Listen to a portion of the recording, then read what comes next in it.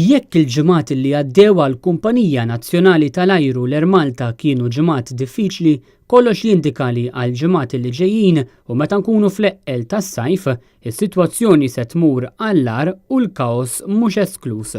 Il-Gazzetta Il-Mument irrappurtat li jekk ftit ġimgħat ilu biss il-Gvern wasal biex ikkonkluda ftehim mal-piloti tal-kumpanija, issa qiegħed jerġa' jberraq bil-kbir għax kumpanija Ċiniża qed tagħmel reklutaġġ temporanju ta' piloti għal mal-kumpanija Maltija u jista' jkun illi qed toffrilhom kundizzjonijiet ta' xogħol aħjar. Il-piloti attwali huma konxji tal-fatt li tmexxija tal-kumpanija qabdet kumpanija Ċiniża għal reklutaġġ internazzjonali ta' piloti fuq bażi temporanja u dan bħala miżura disprata biex tipprova solvi l-problemi ta' titjiriet ikkanċellati, titjiriet li jittardjaw u ħafna dewmien. Dan ir-reklutaġġ ta' piloti temporanji għal żmien ta' 6 xhur biss qed isir permezz ta' kumpanija Ċiniża u dak li qed ikun offrut għal dawk interessati u pakkett ta' 3 jew 6 xhur b'salarju ta' 10,000 euro fix-xahar.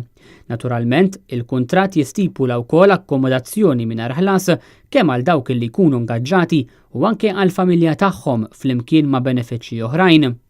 Dawn il-pakketti vantaġġjużi ferm aktar mill-pakketti li għandhom il-piloti tal-Linja Nazzjonali tal-Ajru attwali qed iwasslu għal rabja fost il-piloti tal-Air Malta. Pakketti simili vantaġġjużi qed ikunu offruti wkoll għal First Officers li qed jingħataw salarju ta' 5,000 euro flimkien ma' akkomodazzjoni mingħajr ħlas, vjaġġi mingħajr ħlas għall familja u benefiċċji oħrajn. Sa dan it-tant il-Gazzetta Il-Mument tkellmet mal-Viċi Kap tal-Partit Nazzjonalista għal ħidma fil-Partit u Shadow Minister dwar it-Turiżmu Robert Arrigo li enfasizza li l-problemi li qed tiffaċċja l-Air Malta huma r-riżultat tan-nuqqas ta' pjanar serju u li kaġun ta' dawn il-problemi qiegħed ikun affettwat is-settur turistiku.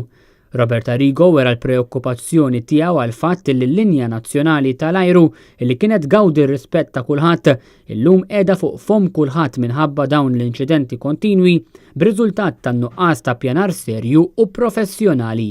U qal illi f'dan il-mument u jappella lil dawk kollha responsabbli biex jagħmlu l-affarijiet b'serjetà u bi professjonalità.